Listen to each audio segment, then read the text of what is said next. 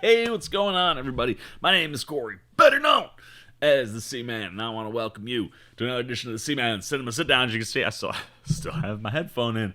That's because we just watched a phenomenal hour of television over on HBO, or 55 minutes, I think is what it was listed on HBO Max, which is where I watched it because I don't have cable.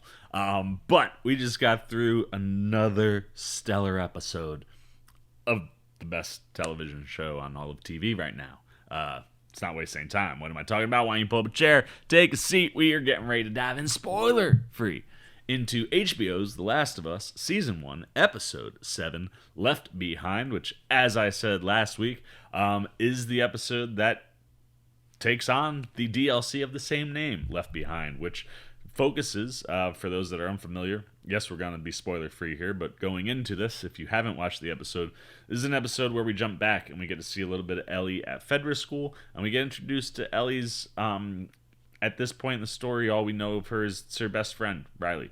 That relationship is a little bit deeper, but it's one of those scenarios, and this isn't really a spoiler, but like, neither one of these girls has outwardly expressed the crush element that they have for the other. They're just best friends.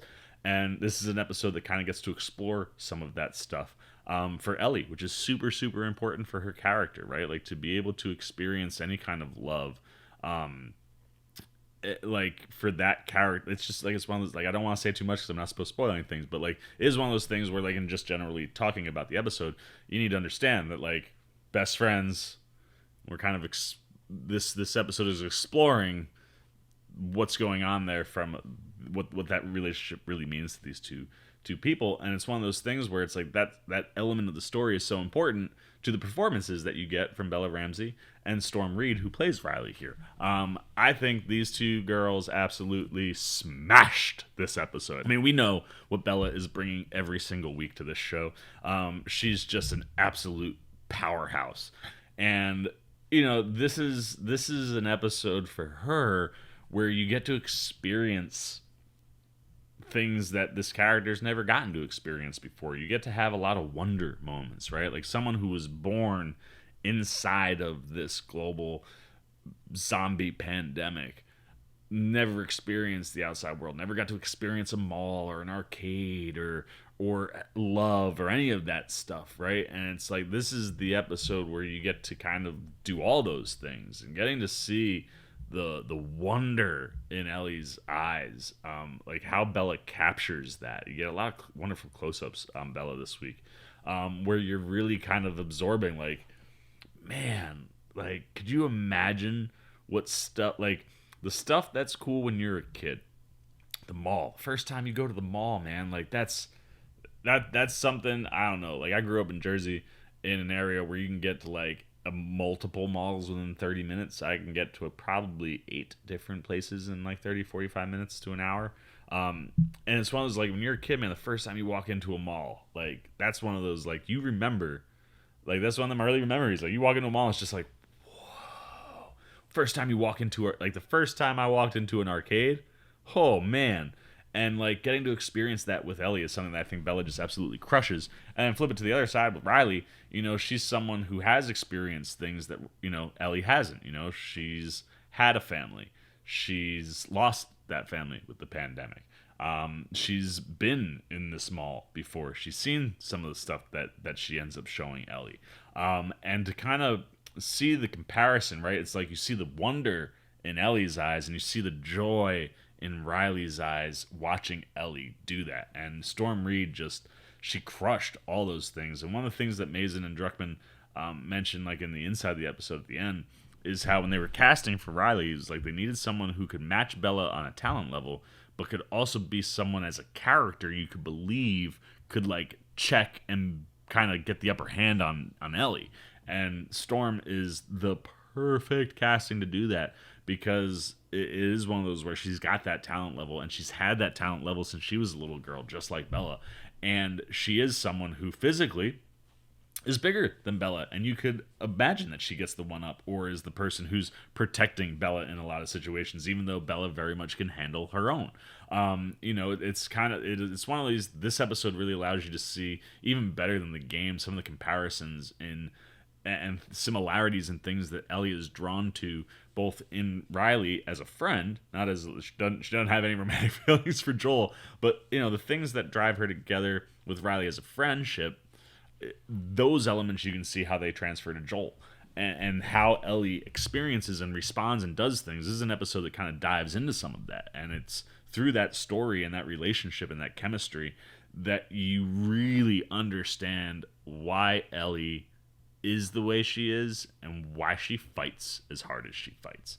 And it's just the acting performances from both are just so good in an episode that does so many different things, right? Because not spoiling, but obviously we know, like, Ellie is alone at this point, so and this is a show that does not shy away from doing bad things, but there is obviously a tragic element to this story that really it's something that really it's the core to Ellie, right? And it's one of these things where you get that story in the game after the game's over because it's DLC content, but where it would have landed had it been in the game is right where it lands here in the show. And it's one of these, like, it's an important moment to learn these things about Ellie, because if you don't learn these things about Ellie, next episode isn't gonna work as well, because there's just stuff that's going on where it's like that story is so important. It's one of these where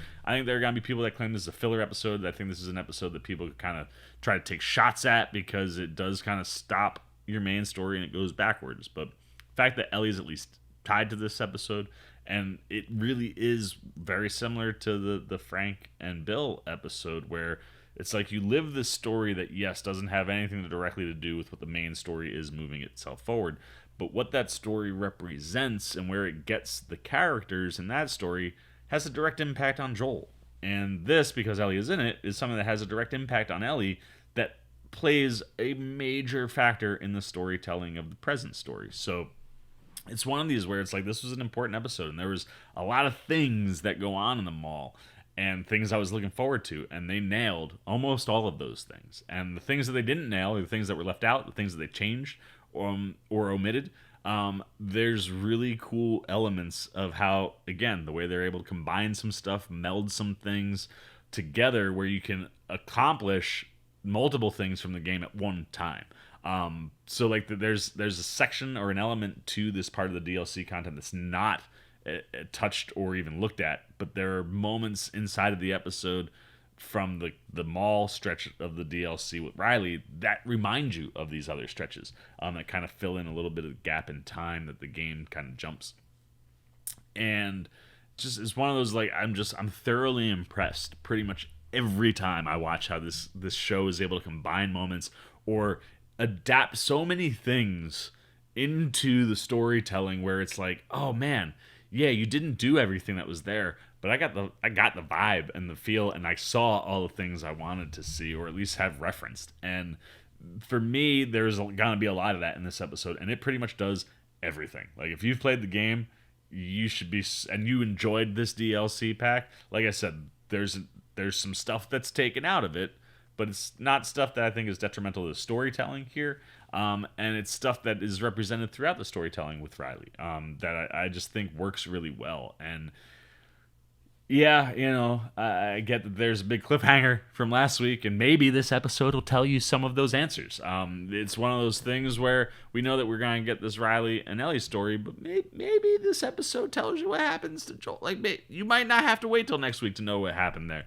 But the way that this episode just handles everything, I think from a writing and story and adaptation standpoint, like, once again, this thing is just, it's everything that I wanted out of the game, and every little change or added thing that they put in just elevates the material so much, where it's like, whether it's different moments or feelings or things that you're supposed to be taking away, like the way that they're layering the story, and like when you take the gameplay out, like just the way that they're layering the cinematic elements of the video game story, and the additions are just like it's so good. Craig Mazin and Neil Druckmann, like, I can't thank the two of you enough times for giving us this just magically wonderful experience that is The Last of Us. And yeah, this is an episode that was an absolute banger for me. So let's get the Sea Maniacs up so we can talk about the episode. And yeah, like I said, from an adaptation standpoint, this thing's perfect. It does all the major things I wanted from this stretch of the story.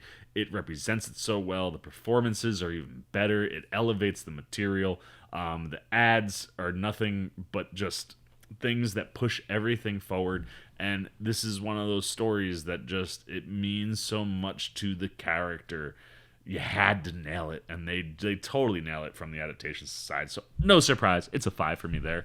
When you look at the episode though as a whole, like I said, Bella and Storm Reid are just crushing in this episode. It's so much fun to get to ride with them, and it's one of these things where this show is so good at showing you that there are opportunities to experience love or have fun or enjoyment in this really dark, dour world.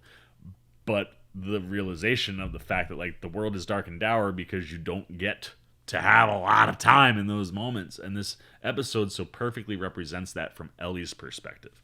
And I just think it really tees her up to hopefully do all the things we expect her to do next week that really get this character hopefully into a space where, like I've said many times, if you do part 2 for season 2, this is the stretch that's going to tell you if we're going to be able to buy that from Bella. It's not that I don't think Bella can do it or that she's not ready to do the part 2 story. It's just that, like, that for me, there needs to be some physical maturation to the character where you'll be able to buy the strength and physicality Ellie will need in part 2. But this stretch coming up kind of solidify all that in the first of those 2 steps.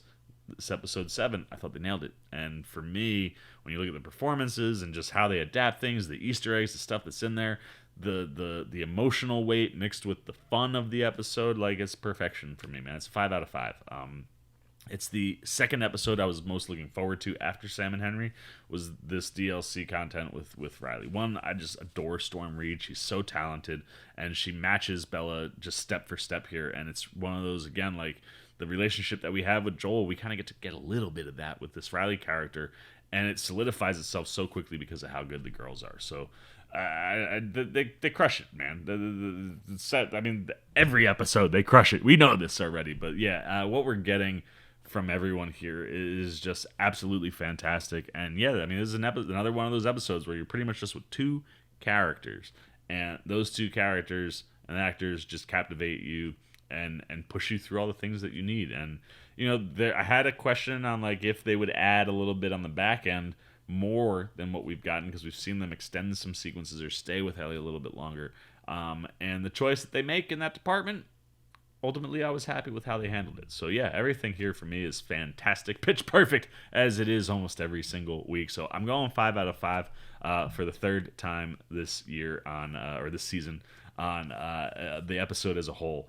This one just did everything I was looking for, and now I'm really, really stoked for next week. I cannot wait. So I'm gonna shut up and I'll flip it over to you guys. I want to know what you're thinking, man. What episode? If you watched episode 7, did Left Behind hit for you? If you're a video gamer, did it do the things you were hoping to? Did it represent the video game portion well?